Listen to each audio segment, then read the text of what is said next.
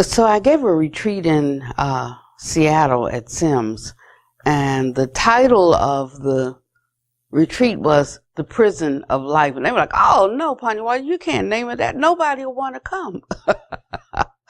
But I said, those who recognize that life is a prison will want to come. This title was adapted from a lecture given by a very famous Thai monk, Buddha Dasa, in 1988. And I'd like for you to download the booklet. You can find it on the website. I want you to listen to it. I want you to then read it and then work with your assignment.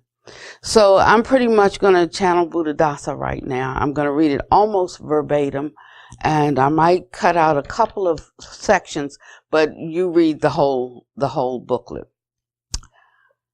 Today we're going to talk about the thing called prison. This should help us to understand the thing called life better. Then we'll know Dhamma better, which will help us to live life without dukkha. So today we're going to talk about this thing called prison. Please prepare your minds to listen carefully. Wherever the conditions and signs of prison exist, right there is dukkha. You should observe all the forms and types of dukkha that have a quality of prison about them. Then being captured, incarcerated, enchained, put through difficulties and hassles are characteristics of dukkha. And if you understand this, then you will understand more clearly the meaning of what we call upadana, or clinging and attachment. Wherever there is attachment, right there is a prison.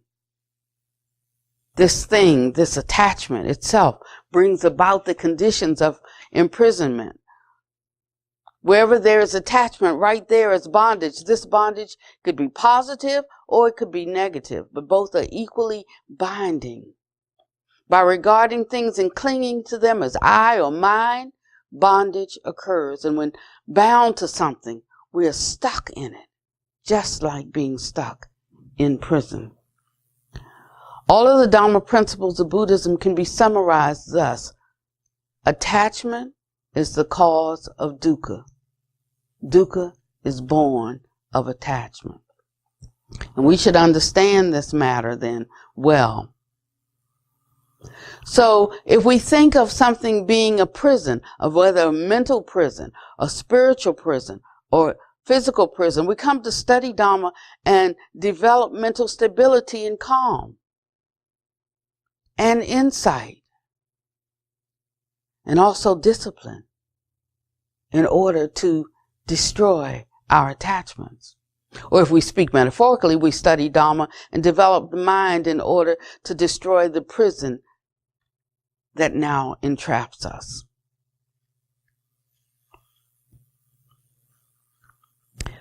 Freedom is salvation from prison. You recall the word salvation and liberation. They're used in all religions. The final goal of all religions is salvation or emancipation, or whatever word is most suitable in each language. And all of these words have the same meaning, being saved to something. All religions teach salvation. Yet, from what are we being saved? We're being saved from spiritual prison. That thing that all of you want and need, even right at this moment, is the thing called freedom or liberty, which is simply escape from prison. Now, those who lack wisdom can see and fear only the physical, material prisons, but those who have wisdom to look more deeply will see how much more terrifying and dangerous the spiritual prison is. Really, we can see that hardly anybody is locked up in the ordinary jails, while everyone in the whole world is caught in the spiritual prison. For instance, every one of you sitting here or listening to the sound of my voice is free of the ordinary prison, but you're incarcerated in the spiritual prison. That which drives us to be interested in the Dhamma, to come to study the Dhamma, to practice mental cultivation, is the oppression and the force of being caught in this spiritual prison. Whether you feel it or not isn't what's most important. It forces us, no matter what, to struggle and to search for a way out. It's forcing all of you, whether you realize it or not, to find spiritual freedom. So you come looking for it.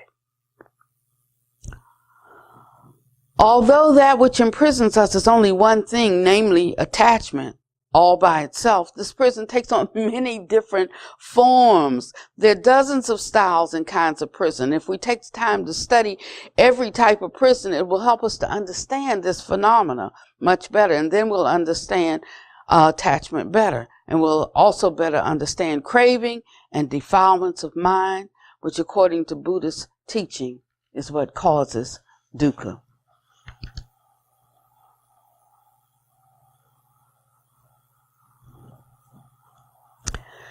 It can be said that just one simple word, attachment, is the most important thing, the single essence of Buddhism, of which we're trying to overcome. That heart of Buddhism is simply to uproot or cut this attachment. And then dukkha will be finished.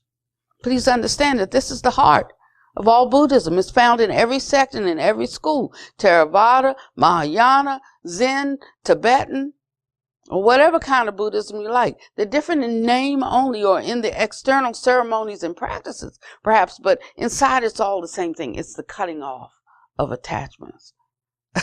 So don't be sad or disappointed. Don't be anxious.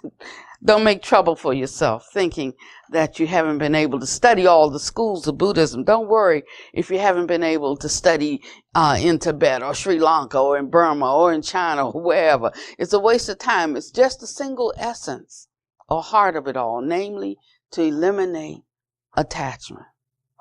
And these labels, Theravada, Mahayana, Zen, Tibetan, or Chinese, reflect only the outer covers of what seem to be different kinds of Buddhism, but if they're differences, they're merely surface or superficial ones. Just a bunch of accumulated rites and rituals, certain ways of saying things or speaking that is well known in or customary in a particular location. But the true heart of the matter, the heart of Buddhism, is the same everywhere, the uprooting and the cutting out of attachment. So we're going to study this one thing over the next 2 years. But we'll touch it from different sides and different angles. We'll look at it in different ways. But understand what the purpose of every study is. Don't get caught up in words and terminologies. Look past that. Look and see where the words are pointing to. I remember one year when we first did a study and we were looking at the 37 practices of a bodhisattva, and I like the Chinese version. I like it because it's no nonsense. It just cuts to the chase. And you know how in the West we like things to be said a very sweetly. We basically want our teachers to bow down to us and give us so much respect. And, we have to be so careful as teachers that we don't offend anybody. But what I like about, what I like about the Chinese is they just give it to you straight and you just take it however it comes. And if you don't like it, you just sit with it until you do. It might be this year, it might be 10 years from now. There are many things that I'm just coming into because I didn't like the way my teacher gave it to me. And so I just set it aside or I kicked it out.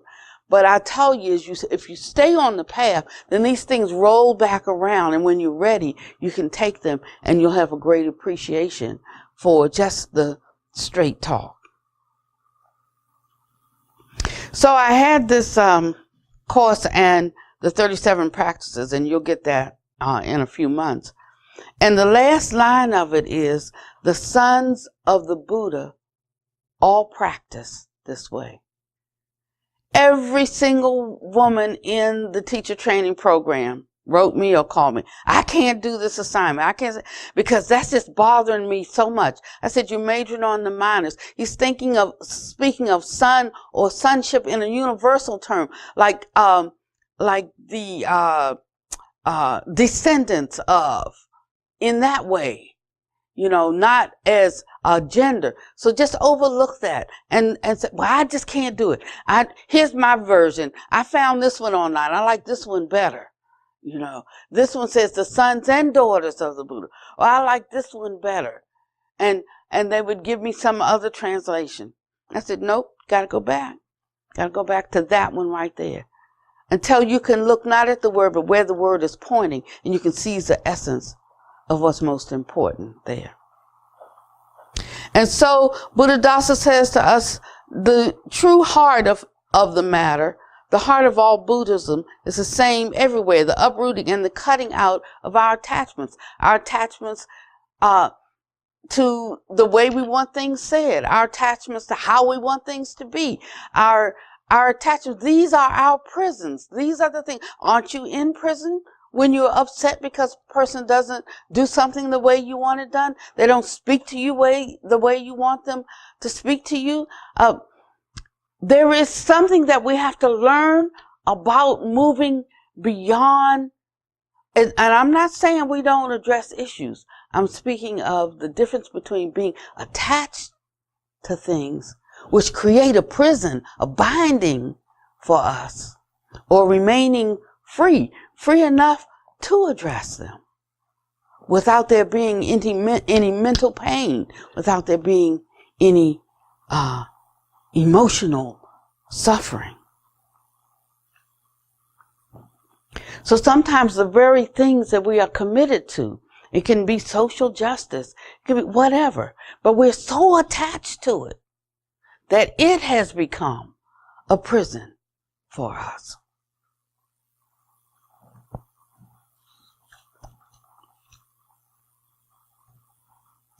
To speak most correctly, we can't really learn from scriptures or techniques or from those various teachings if we are to be truly successful. To successfully reap any real benefits from the Dhamma, we must learn in the thing itself, namely the actual prison. So we have to study. That's why the Buddha says that we have to take everything that we hear, everything that we're taught, and we have to put it into our experience. We have to see, is that a prison for me? We have to be able to examine it within the conduct of our life, and we can really know if we're suffering or not. We can really know if we're in prison or not.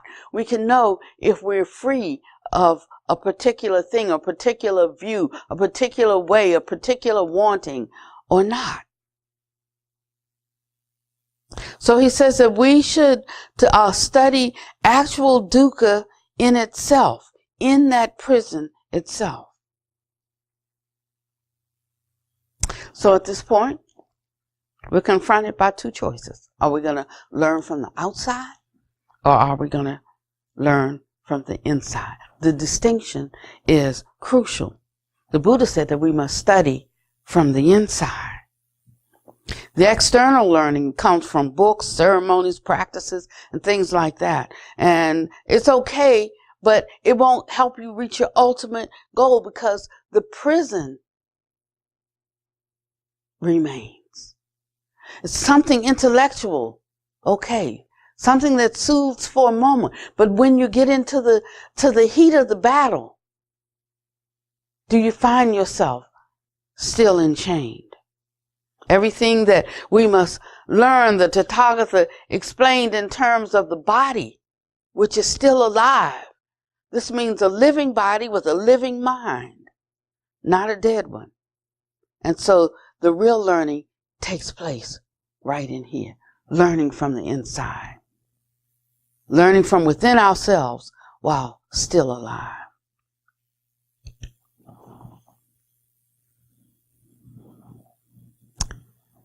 Training in samadhi and vipassana, concentration and insight, that is developing mindfulness with breathing, anapanasati bhavana, as we have been doing throughout our practice, is this kind of inside learning.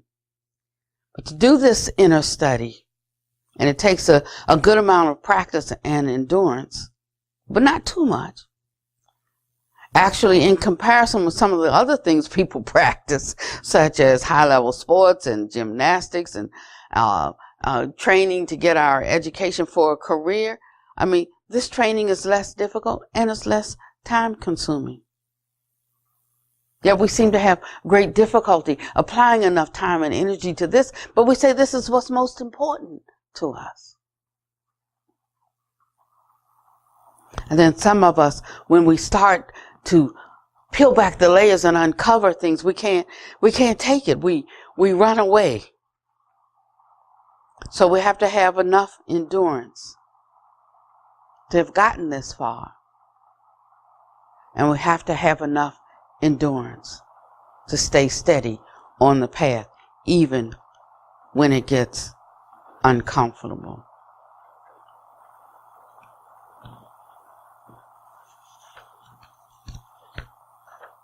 So the question I ask you today is your life a prison or not? Am I living in a prison of attachment or not? And we have to consider this carefully, because if we don't recognize it, we're caught in a prison without even knowing that we're in jail. We're trapped and we don't even know it. And much more, we're satisfied and we're infatuated with that. Just as we are infatuated and satisfied with things, certain things in our life. So how are we going to live so that life is not a prison? This means that ordinarily or naturally, life is not a prison, but we only make it a prison through attachment because of our own ignorance, our own lack of correct understanding. And he said here, because of our stupidity. I said, I'm just reading. Don't send me any emails. Because of our own stupidity, our own lack of understanding, we have attachment in life. So some say something like, it serves you right. Life isn't any such prison or any such thing, but through our own stupidity, through our own attachment, out of ignorance, then there's the prison.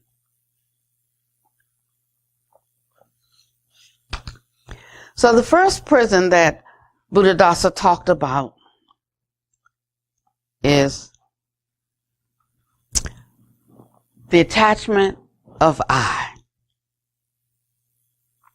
If we had no attachment to I-ness, then life would not be like a prison.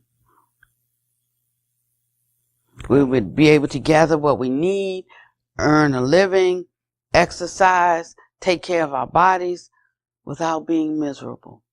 We would be able to enter into relationships. We'd be able to have our love or have our children.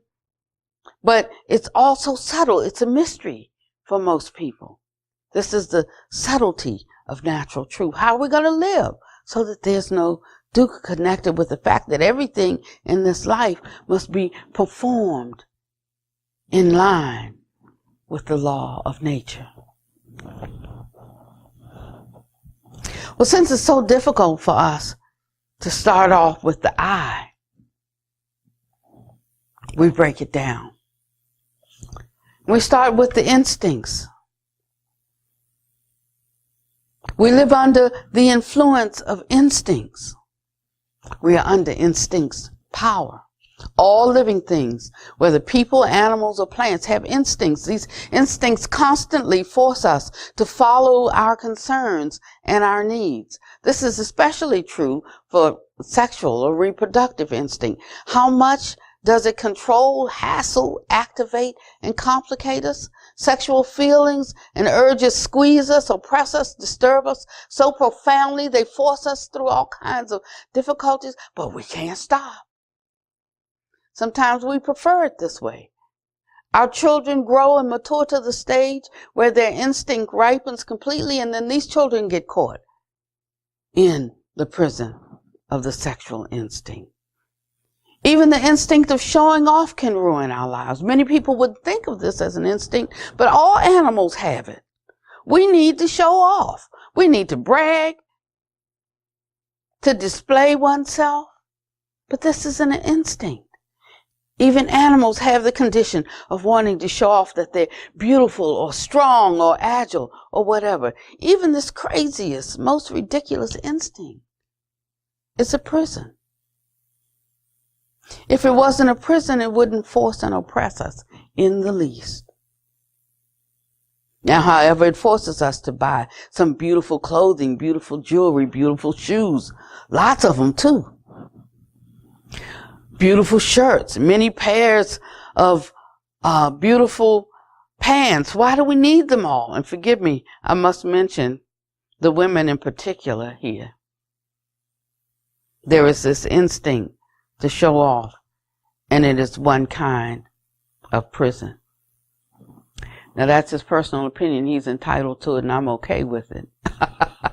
But that's what I want to say to you, that throughout your lessons, you're going to hear something that 95%, 98% you agree with. One little thing you have a little issue with, just let that pass right on by. So, while we're in the Me Too age, or the Me Too movement right now, we're going to really work with this notion of not being so easily offended by things, just being able to hold a differing view in a safe space. You know, just because somebody says something doesn't necessarily make it true. Or because I haven't explained all the reasons why it might be true, but this is why it's true. And where something may have appeared as something naturally occurring, it could be a way that has been enforced upon a particular group, or they were bred that way. It doesn't necessarily mean that it was a natural instinct, is what I'm saying. We can see that so clearly when we look at what we call the differences in the genders, when, you know, they have the young boys working with sports, excelling in sports, learning teamwork, while the girls are taught something entirely different. We're taught to preen, make ourselves pretty for the male. We are groomed in certain ways, not around being part of a team or group, but in a very individual kind of way where we have to watch out for one another, that one doesn't get what's mine. So a lot of the conditioning and a lot of the ways that we are, it's not the natural way.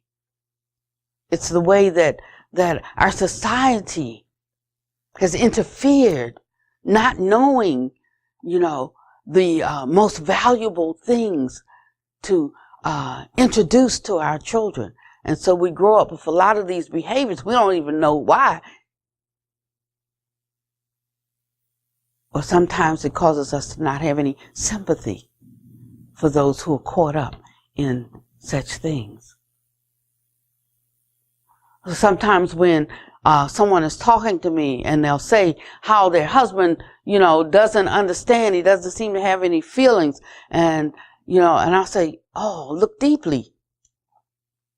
He's been told that, you know, man up, don't cry. To show any kind of emotion, perhaps, would be like a sign of weakness. And so we have to really look deeply beyond sometimes even what our teacher says. You know, your teacher's not going to be able to save you. He can like the point. She can like the point. You know, but you have to go towards where the finger is pointing. But of course, the instinct to show off is there, in part in the animal nature. It's how we attract mates, from a peacock on. Mm-hmm.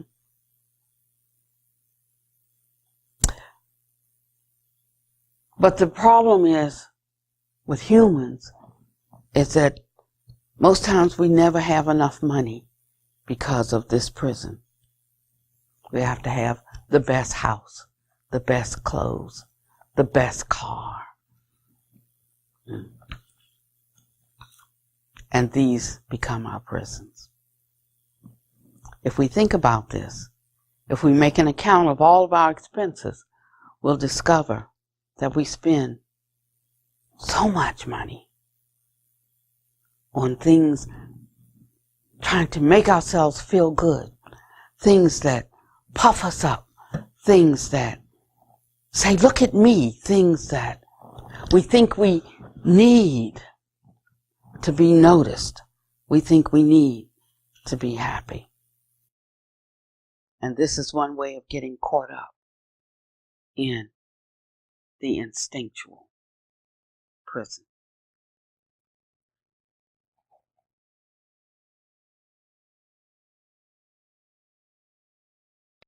The senses are also a prison. The prison that's closest to us. These are the ayatanas, the eyes, the ears, the nose, the tongue, the body, and the mind. The six sense media that connect the inner world to the outer aspects of life. They're prisons too. Take a slow and careful look around.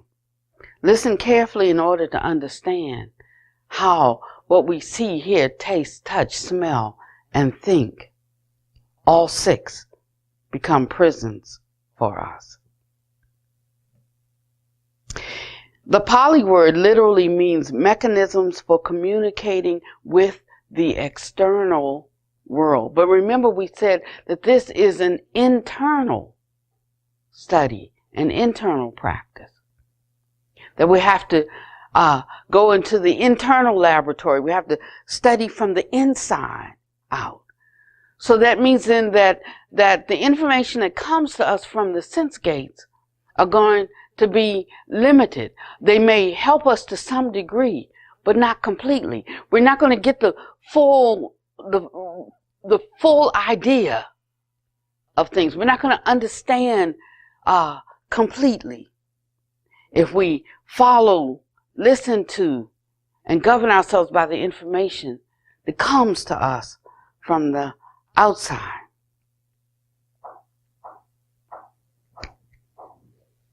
So we have these six media for sensing, for experiencing, for receiving, for communicating with, and for tasting the sense objects. And when there's attachment regarding these six media, we serve them, and we literally become their slaves. We serve the eyes to gratify the eyes. I like to see pleasing things.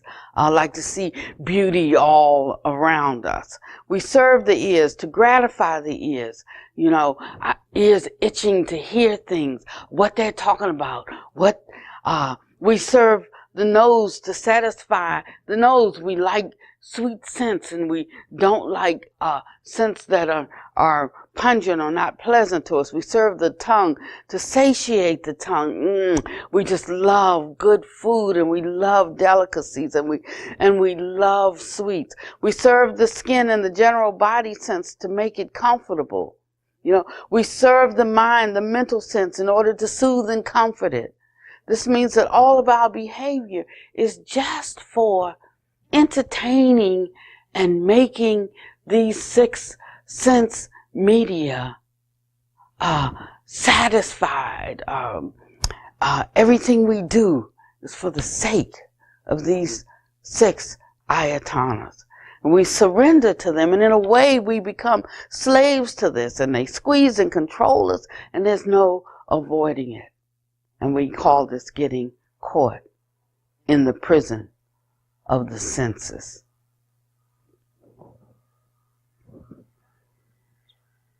You endure hardships, you bend over backwards in order to serve them.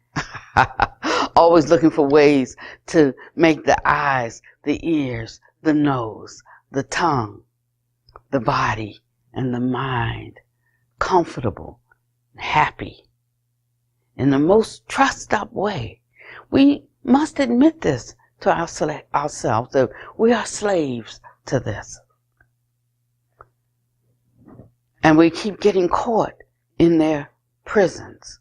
But through the correct and successful practice of mindfulness with breathing, we can escape from prison. And if we practice anapanasati incorrectly or incompletely, we will remain caught in the prison for longer than we can imagine. Some of us are superstitious. Superstition is a prison. All superstitious formalities and beliefs are what he called sleepology. The more ignorance there is, the more one lacks correct knowledge, the more one is trapped in superstitious prisons. Now the education and science have improved. It's led to a better understanding of natural truths and of all things observable by science, and this is continuing to improve. Still, there remains too much entrapment in superstitious prisons. It's a personal thing. It's natural to get caught in different degrees and ways, but we can say there's still people caught and trapped in superstition.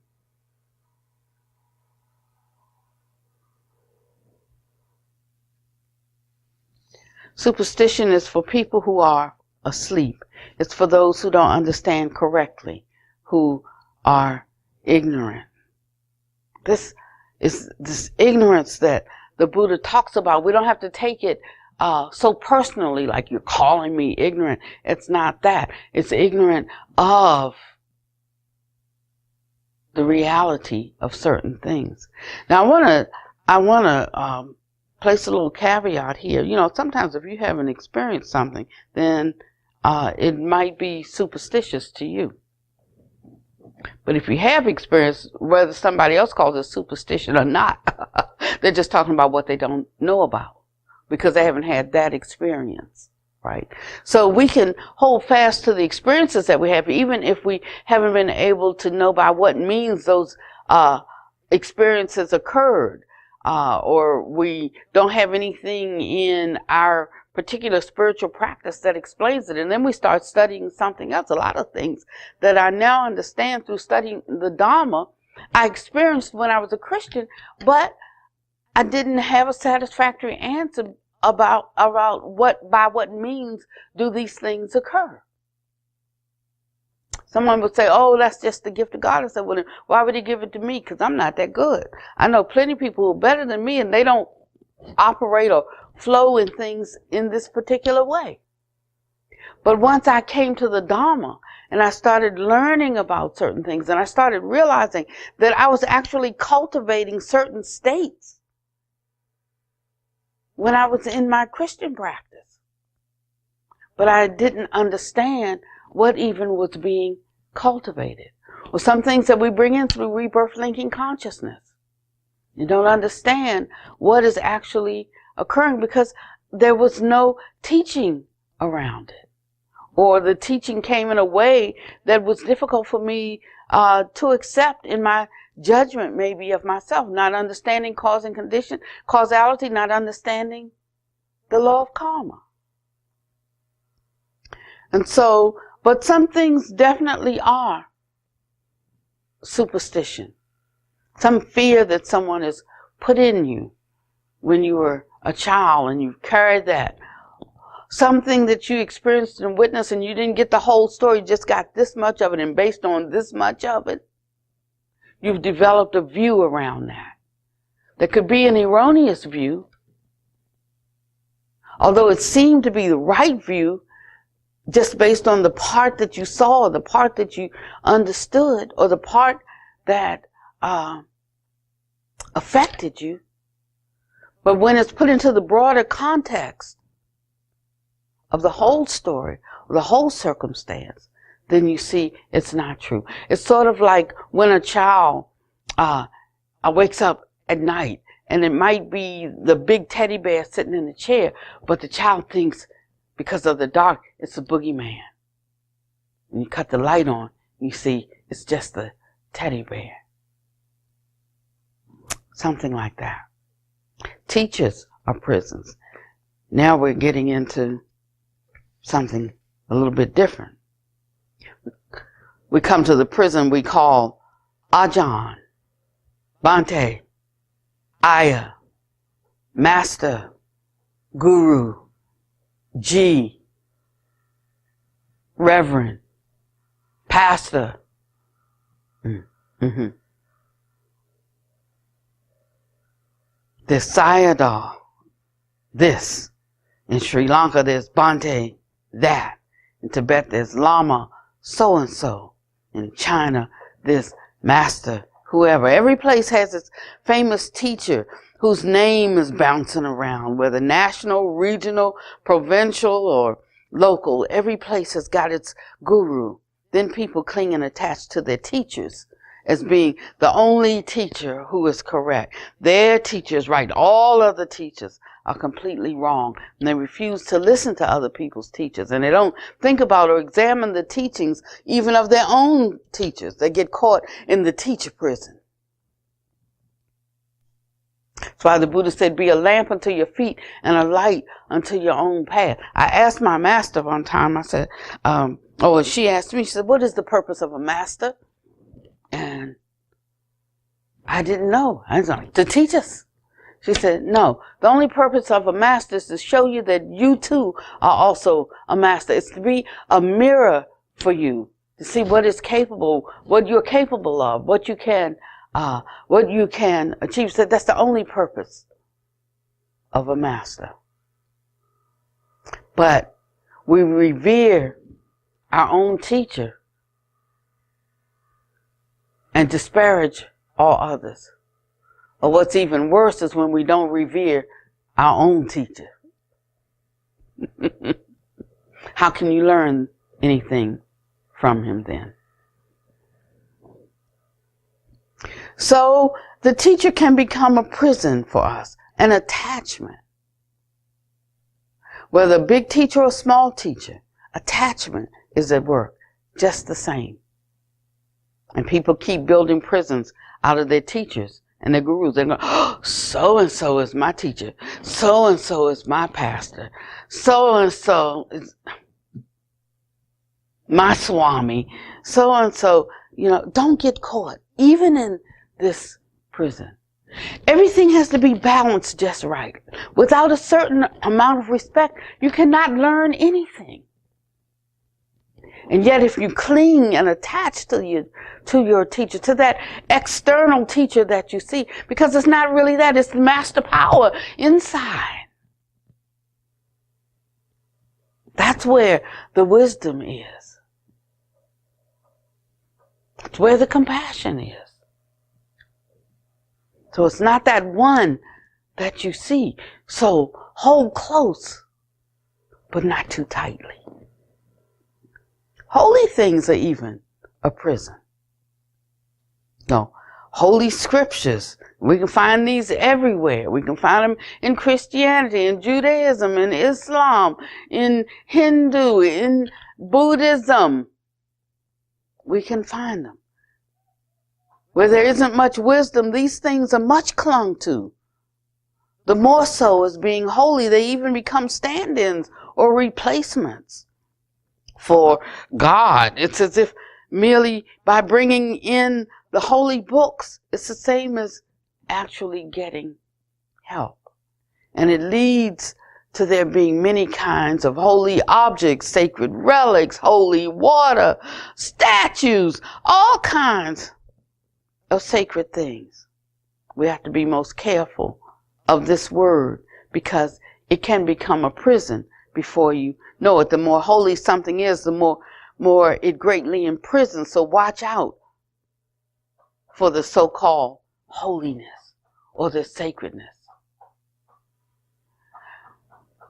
In the East, there is a big problem around that, and they're like top heavy. But in the West, you might say that we are on the other end of the seesaw. Maybe not having enough respect for.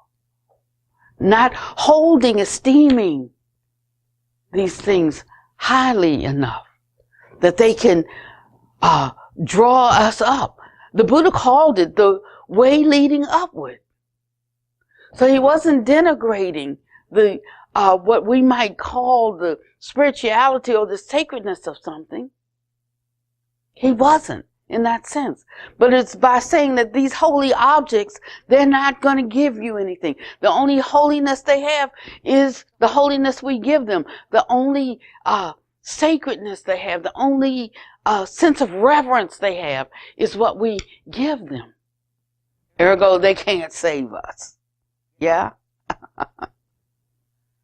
But it doesn't mean that we can't use them in some way to sort of prop up the atmosphere so that our eyes that are greedy to run out will run towards something that causes us to fold back in and re-inspire us to go back inside seeking out our most virtuous and most noble purposes. It's like that. Something that brings a sense of contemplation into the environment or the atmosphere. Something that brings a sense of stillness or settledness. Something that takes us away from our asphalt jungles and all the things we made and created. Something natural. But you ought to know that there's nothing more sacred than the law of conditionality. It is the supreme holiness higher than all things. Everything else is holy by convention or by what people themselves concoct, which is mere holiness through attachment. So this kind of holiness can become a prison. There's no need for clinging. As long as something is useful for you, use it. But no need to cling. Because there'll come the time, the Buddha said devotion is one of the quickest ways towards awakening. But the problem is we get so attached to our devotion, devoted to our devotion, so attached to that which we consider so high and holy that we cannot make that final leap. Got to make it by yourself.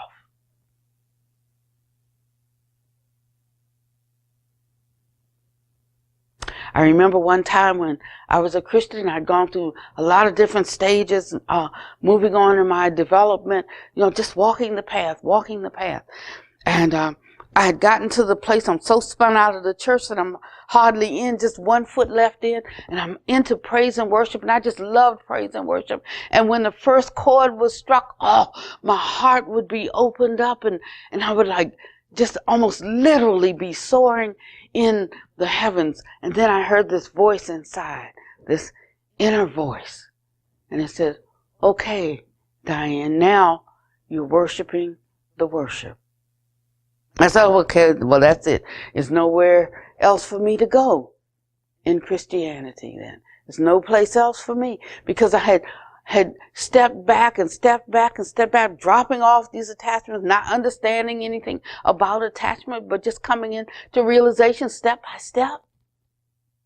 And then there I was, not being attached or wanting to be attached to anything in this world. And so when I would sing those songs or hear those music about something that is so otherworldly, so spacious, so vast, I was catapulted into another state. And that inner voice said, okay, now you're worshiping the worship. Now I get here to the Dharma and I find out about this kind of attachment. It said further, goodness is a prison. Everyone likes the good. And the people all teach each other to do good and to be good. And then we start worshiping what we call good. However, as soon as there's attachment mixed in with what we call good, that good becomes a prison, because then we can't tolerate anything that's not good.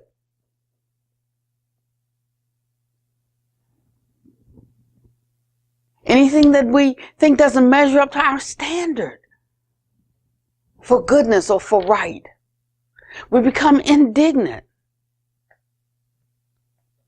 We become adversarial. We want to slay them with our words or with our actions. That's why people blow up abortion clinics.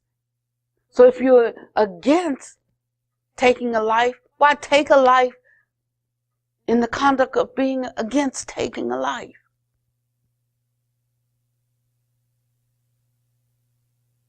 And so as we start to step forward in our response to a lot of the injustice that we see in the world, you see, we have to have our head screwed on right. We have to have the heart in the right place to champion, to take on these kinds of issues. And we're not going to be able to fix them with the same kind of mind that created them. That's why we go out for a peaceful picket, and then somebody steps on your toe, and next thing you know, you're beating them over the head with your placard.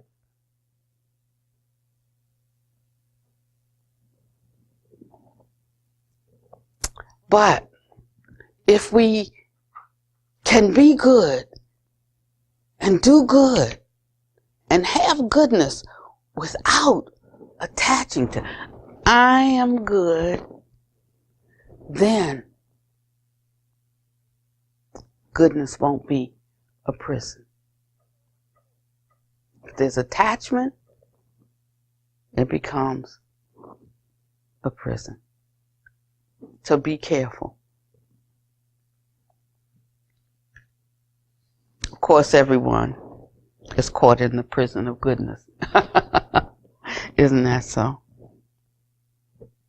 Blindly, obliviously trapped. In the Bible, it said in the book of Genesis that God forbids Adam and Eve to eat the fruit of the tree of the knowledge of good and evil. Don't go out and eat it. Because eating it will lead you to knowing how to discriminate or judge between good and evil. And then that discrimination then clings with attachment towards that good or that evil. And then both good and evil become prisons. Think about this. This is deep Dharma. Hard to see and hard to understand. But if we sit with it, and this is such a small booklet, I think it's about 20 pages. And if you read it, once a month, you'll see how it begins to clear up the debris and the clutter that's attached to our views, and we'll move more into a right view that is a middle way, that is a balanced view, and that will allow us to have discernment, but it will be right discernment, where there won't be suffering, whether we don't like what we see, and where we won't be caught in a prison when we do like what we see.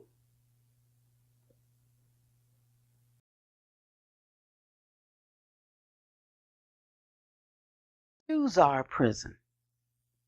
The next prison is our ditthi.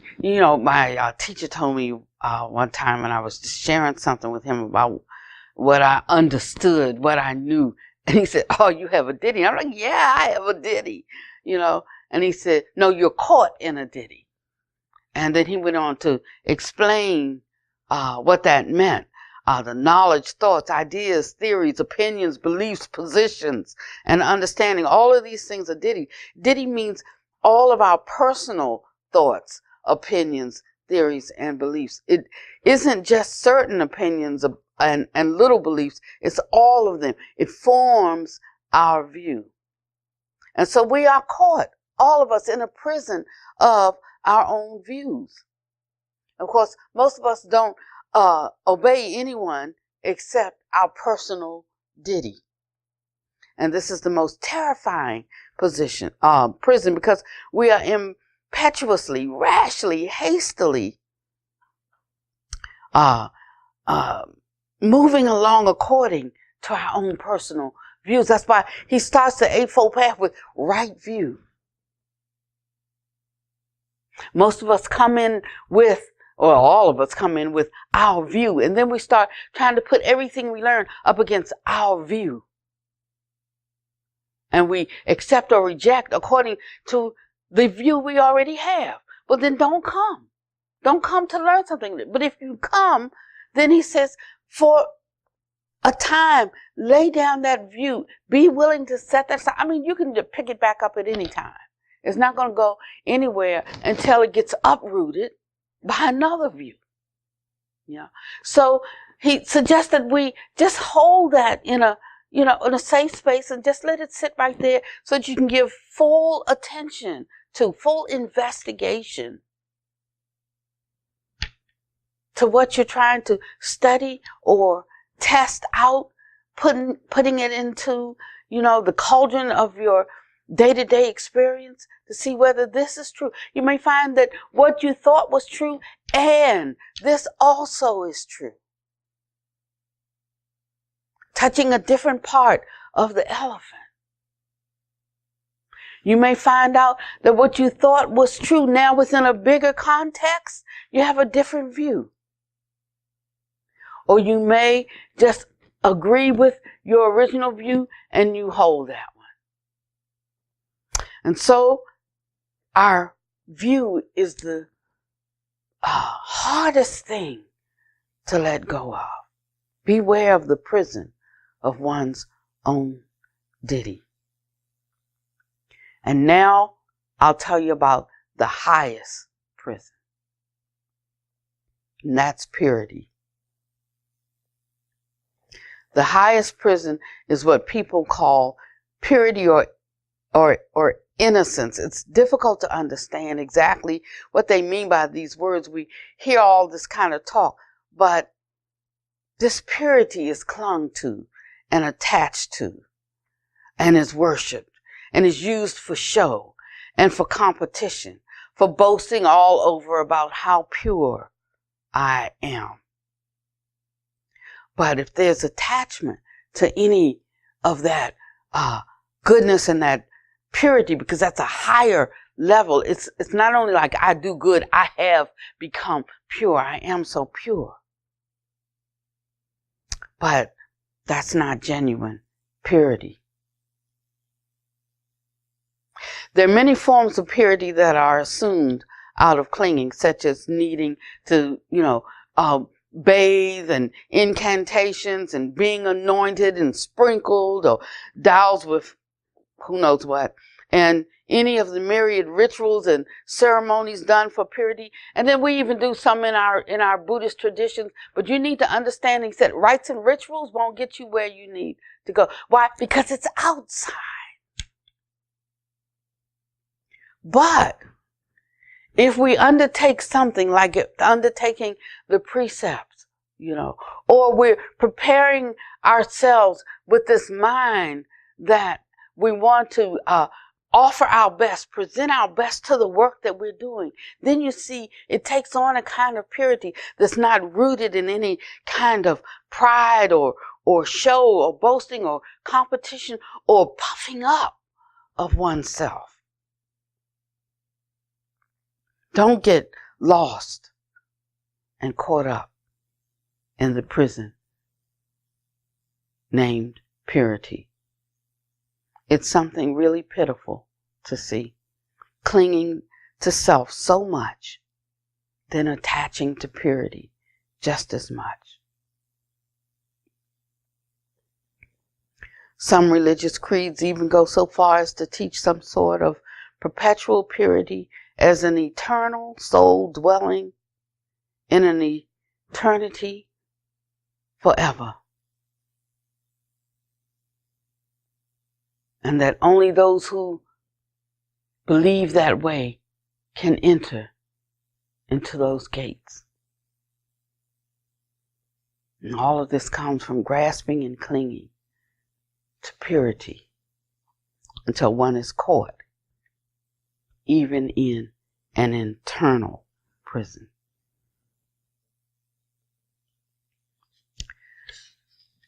In lesson number 2, we're going to talk about voidness.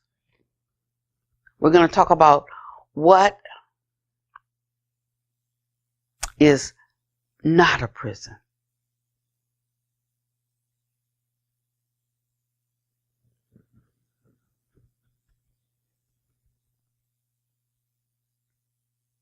We're going to talk about how to escape from the prison of the highest purity and how to break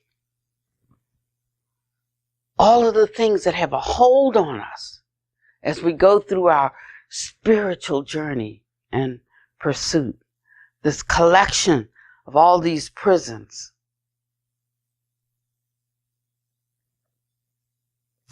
And in breaking out, we abandon Atta, the self, the soul, or the ego. See, there's somebody here that is in prison. Now, in the lessons, plan for your assignments. I want you to be totally honest with yourself. Part of the lesson you will submit, but part of it you'll just keep in your own personal notebook. So you can be totally honest. When we're examining, looking for, identifying our prison.